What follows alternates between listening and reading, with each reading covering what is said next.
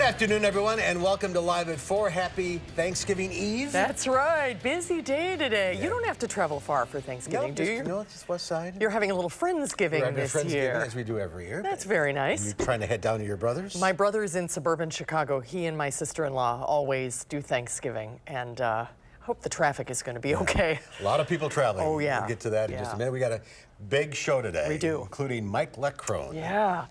His last home game is. Football game. So he's not saying goodbye yet. He'll be here through the basketball season. Right, he's had basketball and hockey, and then he's got the spring concert. Right, and there'll be a bowl game. Right, but so, yes. Last home game. That's right, last home game. We'll talk to Mike about that. This, of course, is the travel. Boy, speaking of the airport, hopefully you're not stuck in a scene like that. It's the modern-day version of Over the River and Through the Woods. We'll take a look. It's supposed to be peak travel today. Especially, well, Sunday, I think, is the peak. That's right. And the president gives troops guarding the border permission to use lethal force to deter the migrant caravan from entering the country. A drunk driver plows into a Fitchburg police car, injuring the officer and the person he was trying to help on the side of the road. We'll have that story as well coming up. But let's take a look outside today. Just a little pretty snow falling. People were getting worried that it wasn't going to stop. It was just some flurries, but it was kind of nice. That's called good cooking weather. That's right. And thanks for a quiet holiday. The weatherbird's Gary Canalti is with us today in the backyard. Still looks like some flakes falling out there. It's a snow globe type of snow. Yes. You know?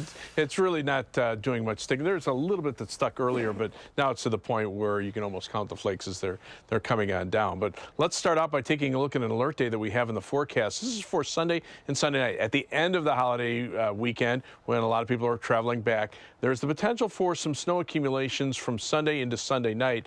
We're looking at some of the latest computer model forecasts, and it looks like there could be several inches of snow, 1 to 3, maybe 4 inches of snow across parts of southern Wisconsin, mainly from Sunday afternoon through Sunday night. And there could be a little rain mixed in as well. So keep that in mind. We're going to keep a very close eye on the forecast because that forecast is subject to change being this far out. Now, this snow that's falling here looks more impressive on radar than it is actually falling underneath the clouds, but we do have some light snow showers and flurries.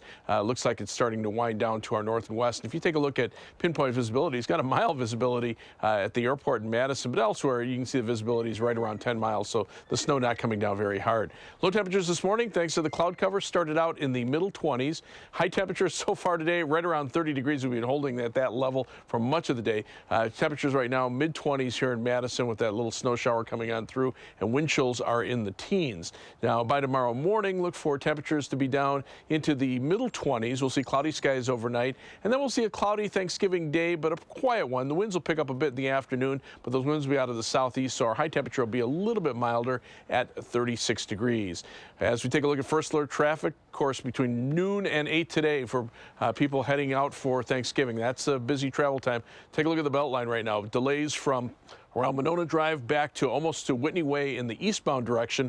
Westbound, just some minor delays right around Fish Hatchery Road to Park Street. Also seeing delays on East Washington Avenue heading out of the downtown area, and also on I-3990 south of the I-94 interchange through the Beltline interchange and into the southern portion of Dane County. Farther south, right now, not a lot of delays on I-3990 heading down to Janesville and Beloit, or I-94 eastward toward Milwaukee. That traffic will pick up with time. And to the north right now, things pretty good on the interstates I-39, 90, and 94 heading down toward Madison and even up north into central Wisconsin. That's your first alert traffic. And dry roads all around for now. For now, other than the flurries that are coming down. All right, we'll see you in a few minutes. Thank you, Gary. All right, thank you, Gary. First at 4, as we were just talking about, people are on the move across the country on this day before Thanksgiving. It is the busiest travel time of the year, and holiday travel expected to be up more than 5% from last year. Sunday is expected to be the official busiest travel day of the year. On Sunday, United will operate a record 679 flights out of Chicago alone. That's enough to fly 71,000 people home. As many as 3 million flyers could pass through TSA checkpoints, which would be a record. And traffic in and out of the Dane County Regional Airport went as scheduled very early this morning between 5 and 6 a.m. They saw some of the longest lines, but no delays were reported.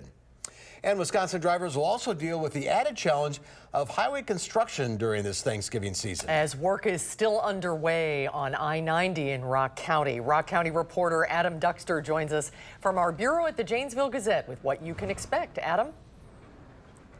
Well, Mark and Susan, holiday restrictions will have you seeing less construction workers over the next couple of days, but that doesn't mean the construction is gone. In fact, the project along Highway 3990 will still have impacts for drivers, and one of the most noticeable impacts will be that speed limit, that posted speed limit from Beloit all the way to just shy of Madison of 55 miles per hour. Now, I talked to State Patrol troopers today who said they will be patrolling these next couple of days and they will be ticketing these next couple of days, but they told me as long as you give yourself plenty of time for when you leave your house and you plan ahead, you should have no reason to speed.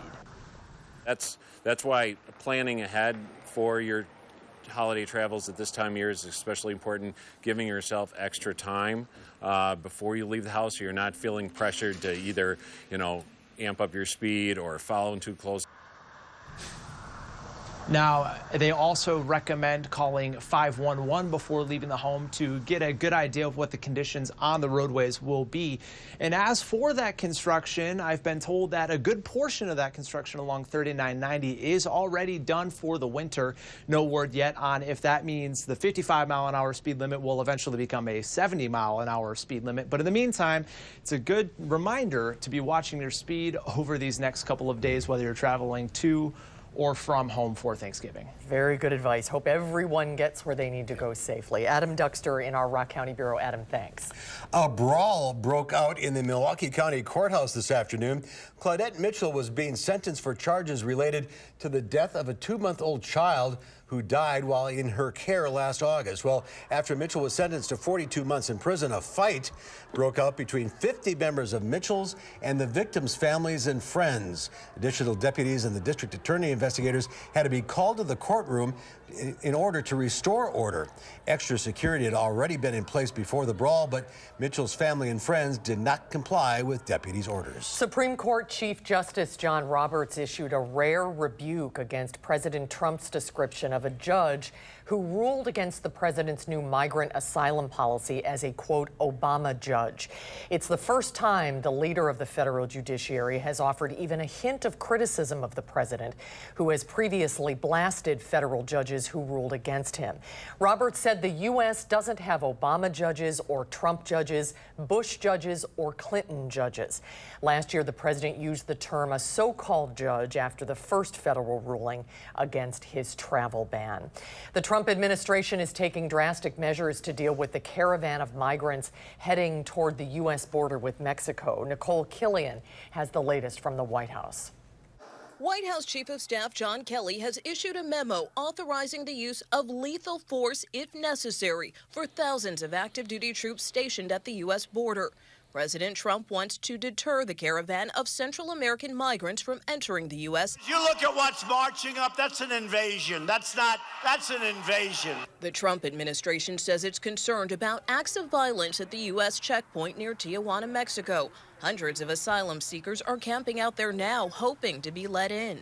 Earlier this month, the president suggested troops use lethal force if migrants throw rocks. We will consider that a firearm, because there's not much difference. When you get hit in the face with a rock, consider it a rifle. Defense Secretary James Mattis says there have been no calls for lethal force from the Department of Homeland Security. He insists troops won't be armed and are there to back up Customs and border agents. Near the border in San Diego, troops put up razor wire to fortify the fence. We're taking precautions. We always prepare for the worst and hope for the best. Officials say the mission is planned through mid-December, costing taxpayers $72 million. But the price tag is expected to rise. Nicole Killian for WISC News 3. Heavy rain is expected in Northern California during the next few days, and that'll help put out the devastating Camp Fire, but it could cause further problems. Inside the Camp Fire zone, the impending rainstorm will also hamper the search and recovery of bodies because everything could turn to mush. The storm could also produce mudslides. Packers quarterback Aaron Rodgers is donating $1 million to help with wildfire relief in Northern California. He's a native of that area. Aaron Rodgers' NorCal Fire Recovery Fund will focus on kids programs, youth and high school sports, and housing. The shifting winds has helped clear the air in the San Francisco area. The skies over the Bay Area still a bit hazy, but today's view of the Golden Gate Bridge includes a glorious background that was obscured by smoke just a day ago. A Fitchburg police officer is injured after an alleged drunk driver hits his squad car. It happened last night along South Fish Hatchery Road. Eric Franke is in the news center with the details. Eric? Susan and Mark, this happened just before 9 o'clock last night near Brendan Avenue. That's just south of where Fish Hatchery Road meets Highway PD. An officer had pulled over along the side of the road to assist with a disabled vehicle, and that's when Fitchburg PD says that 50-year-old Andrew DeMarco of Fitchburg drove his pickup truck into the rear of that squad car. Both the officer and the driver, being assisted, were sitting in the front of that squad car, and they were taken to the hospital with non-life-threatening injuries. Obviously, it rendered it disabled to drive, but it does appear to be totaled. Due to the impact of the collision, the squad car actually moved forward and struck the vehicle that was in front of it that was disabled, so there's damage to the squad car in the back and to the front of the car as well. Police say Mr. DeMarco was drunk and arrested him on 2 counts of OWI causing injury and 2 counts of operating with a prohibited alcohol concentration causing injury. Now, along with the obvious reminders to find a designated driver during the holiday season, officers also want to remind drivers of the move over law. If you see any emergency vehicles by the side of the road, police, fire, EMS, tow truck, anything, move over if possible. If you cannot do so safely, slow down and proceed with caution. Mark and Susan? Eric in the newsroom. Thank you, Eric. Stocks bounced back a bit on Wall Street. The Dow Industrial's down a fraction. There we go. Closing to 24,464. But tech stocks bounded back. The NASDAQ Composite Index gained 63. The S&P 500 added 8. There was a collective hallelujah on Madison's near west side this afternoon. Monroe Street reopened to traffic in both directions after 8 months of construction and traffic delays. The $21 million project reconstructed all of the utilities and repaved the roadway. Bus routes will start up again on Monroe Street tomorrow. City crews will finish installing street signs over the next couple of weeks. Talk about something to be thankful for. Just in time for Black Friday. Yeah, that's right. Good timing. Good timing, right. Well, coming up, the sound of the School of Rock.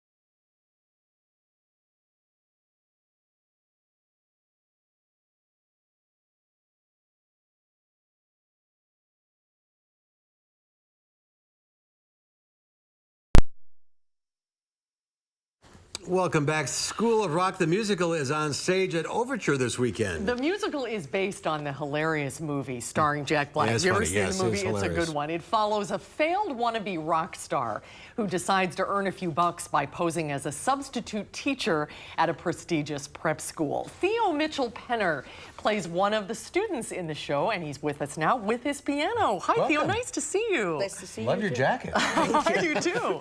How old are you? I'm 12. And where are you from originally? New Jersey. Oh, wow. So you've been traveling the whole country with this show? Yes. Tell us a little bit about how this all got started. So I saw School of Rock and I said, I want to be Lawrence. So I went to the open call and I auditioned and then I got the role. After it was the audition process where it was about, I think, 2 months, 2 to 3 months. Really, that long? And so I'm part of the original cast, and we had a month of rehearsals, then we went into tech, and then previews. So what did you like about the character? Why did you want to play him? Well, first of all, he plays the piano like me, and also That's a start? and also because I just really want to play the nerd. Yeah, it's always fun to play that role. Did you Yeah. always want to be a performer, or were you inspired once you saw the movie? I did want to be a performer before, but it definitely was inspiring to see the show and realize that this is closer than I expected. What's life on the road like? It's hard, but it's worth it because we have travel day. It's basically like going to the airport. But at the end of the day, it's all worth it because I'm with an amazing group of kids, and it's just really spectacular. And you have to go to school, too, at the same time, right? Yes. Yeah, actually, we're very grateful you're here because we had to work around your school schedule Yes. today. Between performing and school, that's a lot to juggle. Yeah. When did you start playing piano? I started playing when I was 5, but first I wanted to play drums, but my mom says, no, it's too loud. So, Mom was right. yes. So I started taking piano lessons with a family friend, and then once I started learning it, I just loved it and stuck with it. And this is something you think you're going to do the rest of your life? Yeah, probably. I was 12. I knew I was doing this, so, I was on the same track. So, do you have a dream role? Maybe Jean Valjean in Les Mis. Oh, and Les Mis. That's Or Dewey Finn in School of Rock. Yeah, there you go. There you go. You're going to play some music for us today. What are you going to play? Linus and Lucy. All right, first we're going to tell folks that the School of Rock is this Saturday. There are 2 shows on Sunday as well. For more information, go to overture.org. And Theo's going to play for us now. Take it away.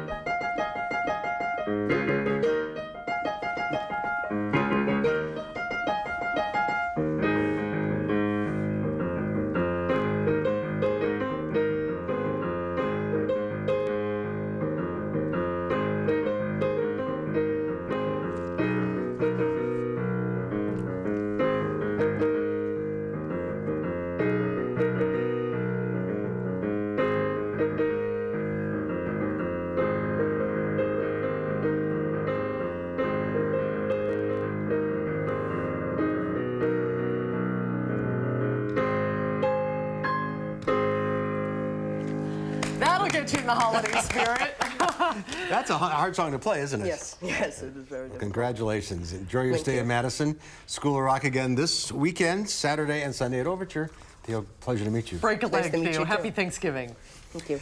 Still to come, it's going to be a chilly Macy's Thanksgiving parade in New York City tomorrow. We'll find out how cold it could be as they inflated the big balloons today for the big parade on Turkey Day. That's coming up after Gary's First Alert forecast.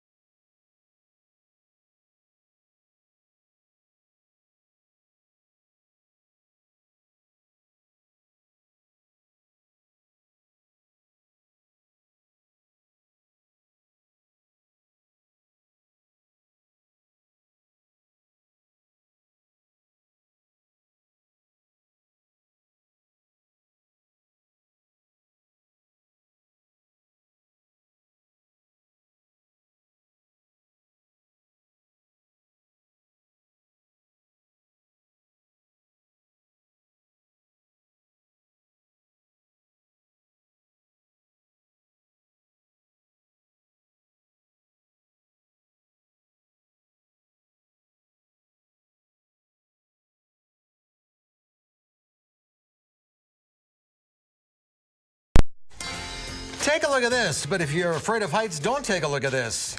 A new skywalk just opened in Bangkok, 1,030 feet above the ground. It's located at the top of Thailand's tallest completed building and boasts an observation deck and rooftop bar that offer 360-degree views of the city. The bravest can walk along the glass platform after slipping on protective booties, that is.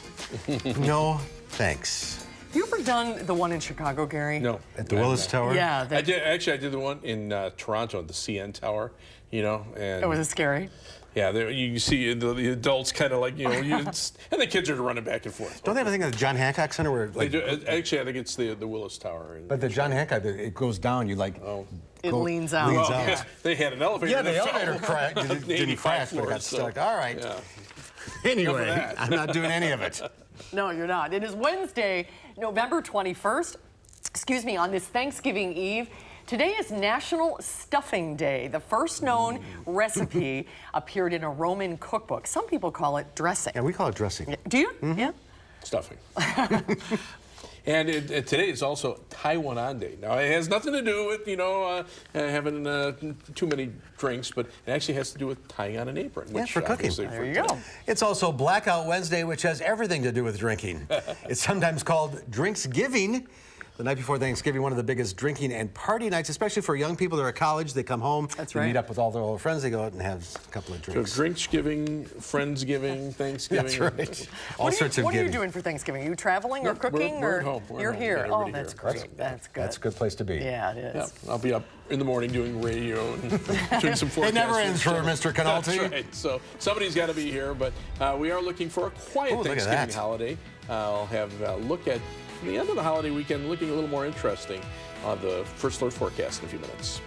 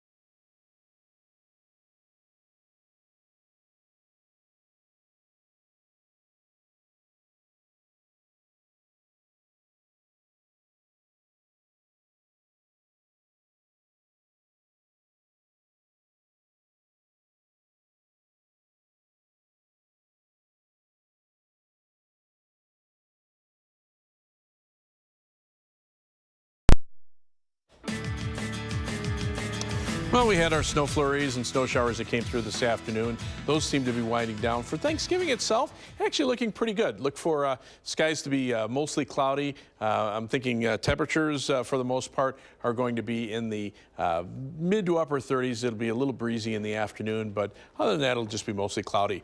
The live view from the WISC Skycam in Madison showing a pretty nice sunset there. For some reason, it looks like our graphics may have crashed here. Hang on a second, folks. Let me see if I can get this to work. But we had a little graphic issue here before. Let's see if we can try this again here. Try this, and because I wanted to show you. Need some help? A nice well, no. Oh, there we go. Okay, good. I saw it jump when I pressed the first button. There's the time lapse from the WISC Skycam, and starting from this morning, you see it's mostly cloudy, and then these little snow showers just kind of burst on through at times this afternoon. But as we go to the live view from the Platteville Queen Bee Radio Skycam, notice there's a little bit of sunshine there. There's been some breaks in the clouds over southwestern Wisconsin. The Edgewater Skycam downtown Madison, still a couple of flurries occurring downtown. As we check out the almanac for today, high temperature 30 degrees, low temperature actually where we are now at 25. That snow showers kind of cooled us down a little bit, but temperatures may fluctuate back up and down a bit this evening. Winds out of the east at 5 miles per hour drop the wind chill to 19 degrees. Temperatures range from the teens up near Lake Superior to just about freezing to our south across Illinois and Iowa. But notice the wind chills. It feels like temperatures are in the single digits above and below zero up near Lake Superior. We're in the upper teens to the middle 20s here.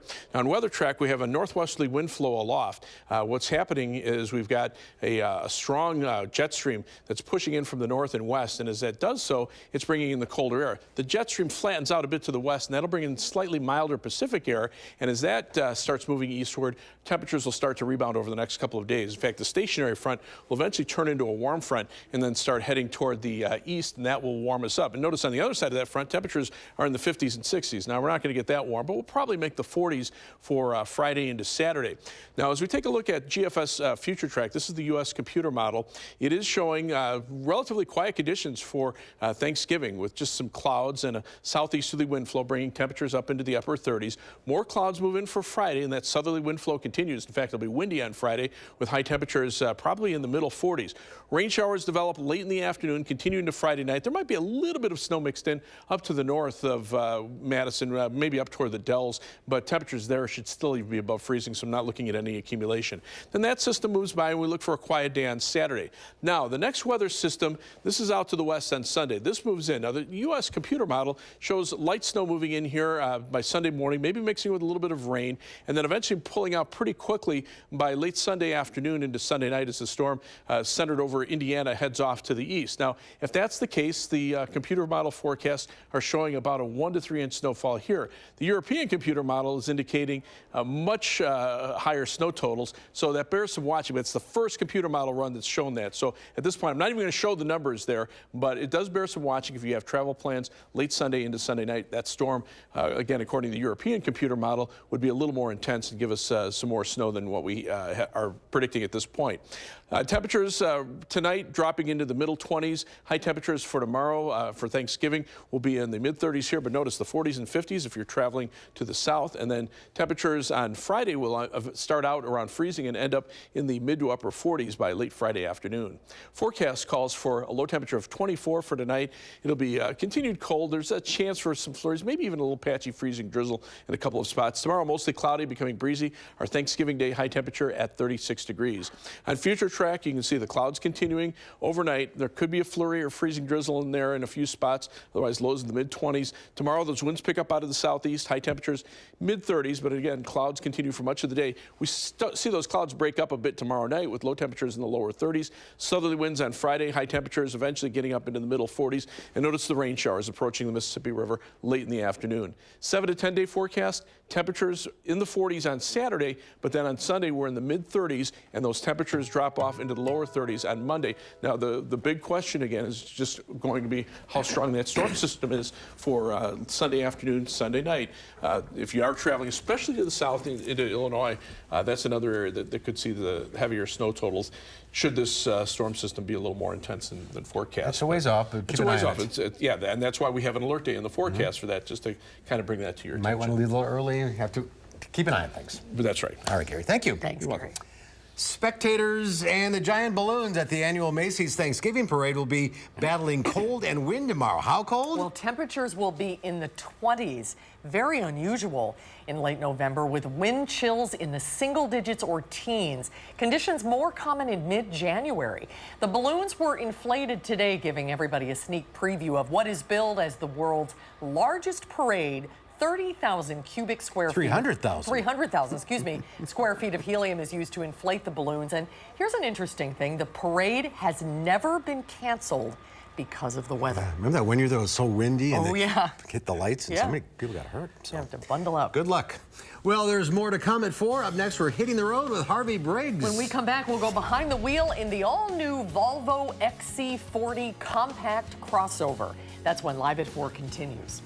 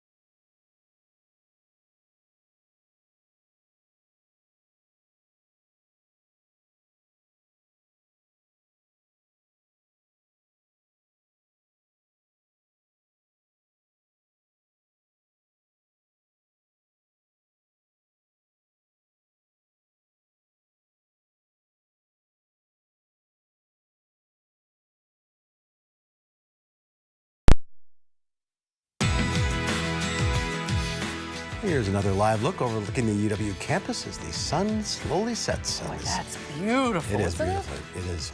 Well, this man is preparing to wash his Peugeot 206. He needs all that protective gear because he's not just using any old regular hose.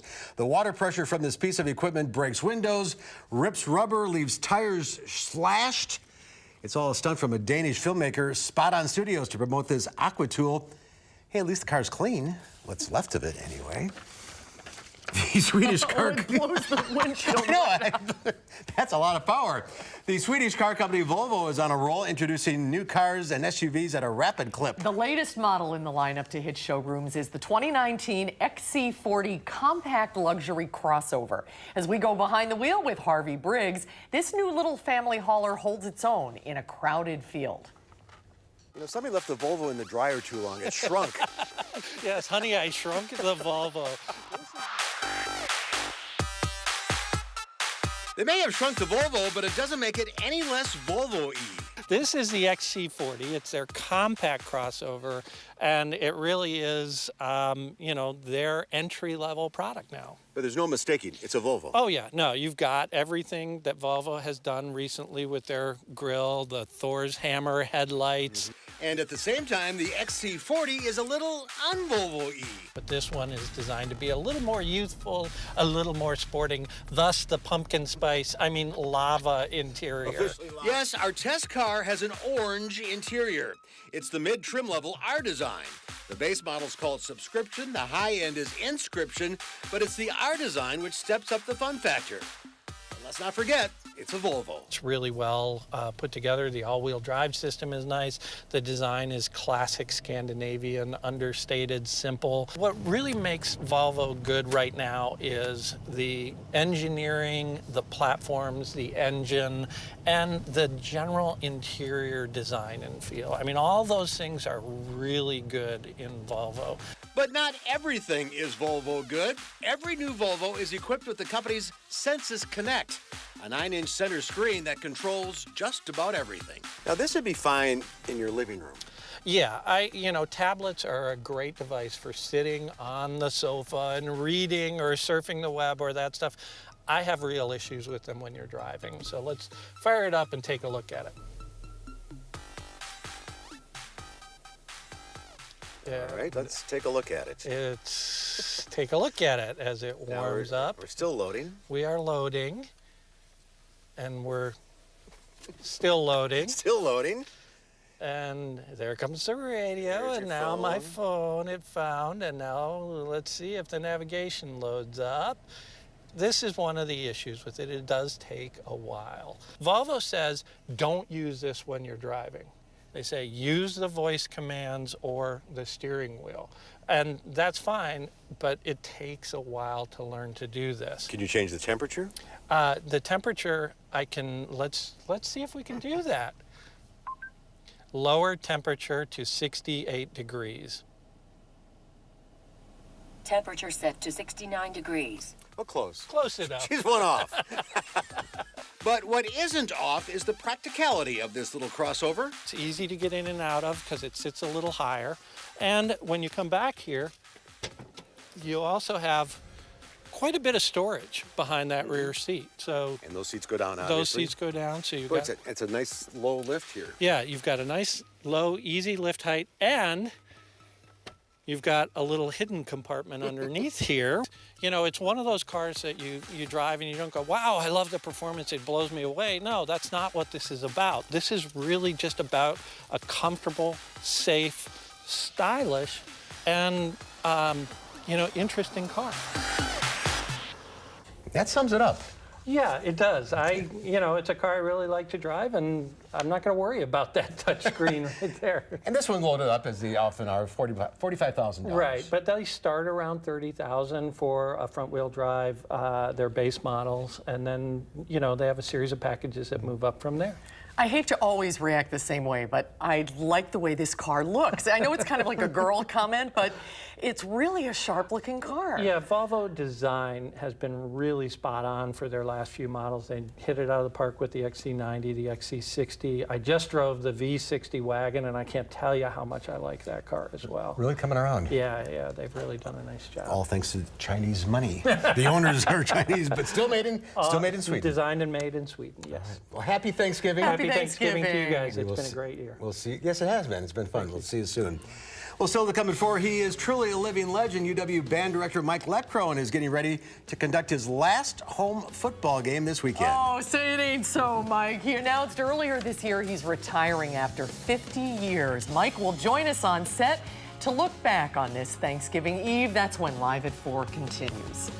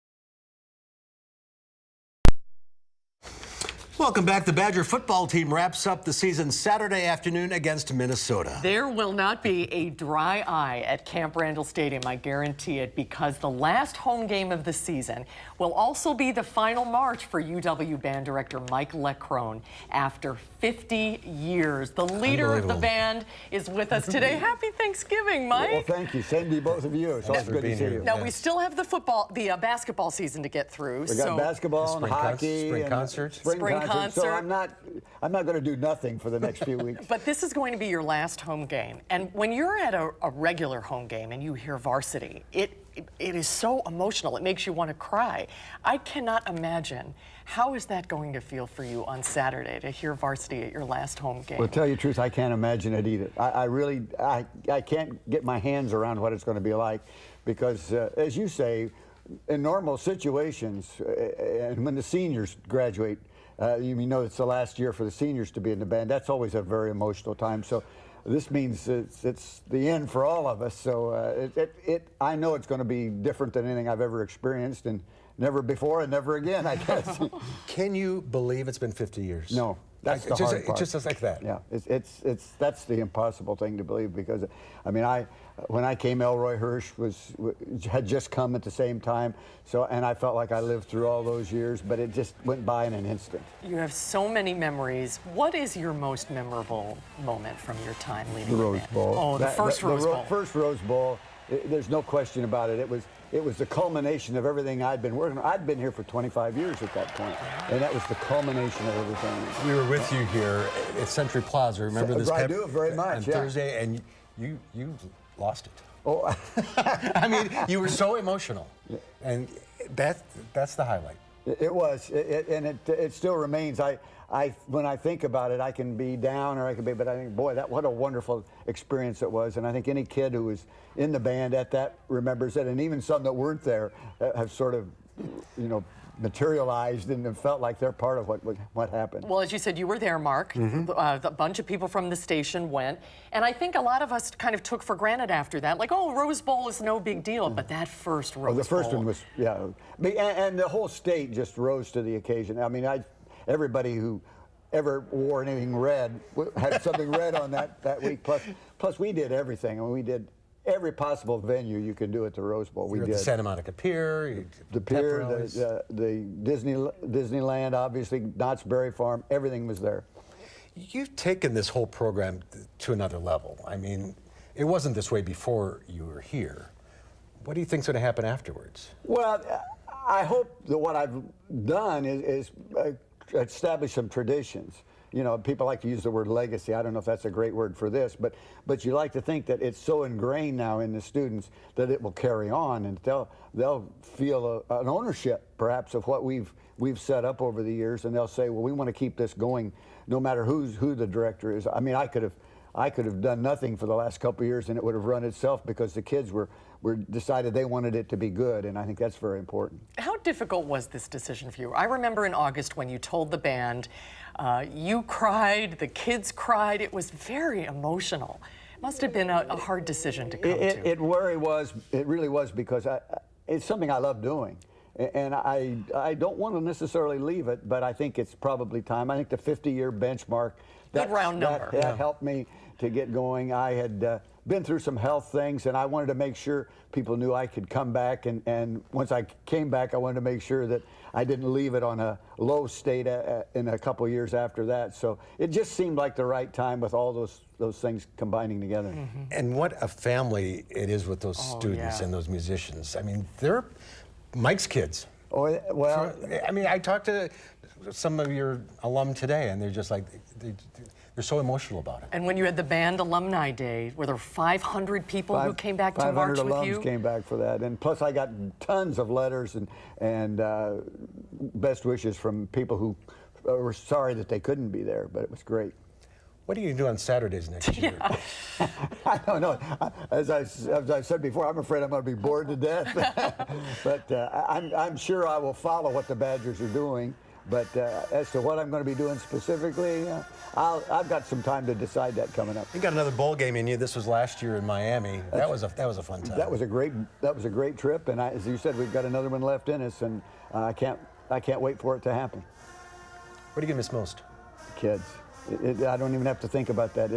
Those people that you know and that you've met over the years, they're always going to be kids as far as I'm concerned, because I'm always going to visualize them as they were when they were in their 19 and 20-year-olds, and I'm going to miss that liveliness that they bring to it. I mean, I've said many times, I keep getting older, but they don't. and they keep the same age, and that's what's really kept me going, I think, all this year. And now you know that this is your last year. Are you savoring every moment of this? And I tell the kids to do exactly the same thing. You have to take the moment that you're in and not forget it ever, because it's something that's never going to happen again, and you want to make sure you live it for everything you have. We talk about moments of happiness, and it's going to be a moment of happiness, but it's also going to be a moment of sadness, I think, too. A lot of memories, and thank you, sir. Happy Thanksgiving. We Same to are both thankful of you. for 50 years Boy, of your that's service. Well, that's very nice. Thank Mike, you. great to see you. We'll see you Saturday. We'll see you Saturday. It's going to be quite a day. And on Wisconsin. Wisconsin. You bet. We'll be right back with the final check of your forecast.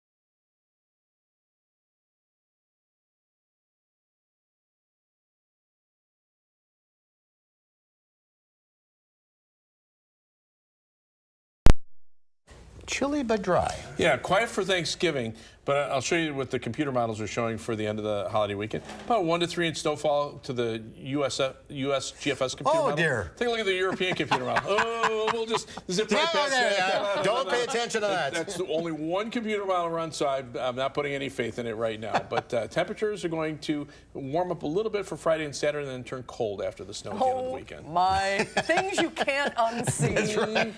Happy Thanksgiving, Gary. Same to you. Monday, we're not on a Thursday or Friday because of football. Monday on Live at 4, we'll talk with comedian Charlie Behrens. This Elk Grove native and UW-Madison journalism school grad is taking over the internet with his Manitowoc Minute. We'll find out what it's all about and how he keeps her moving. That's his tagline. Keep her moving. That's Monday at 4.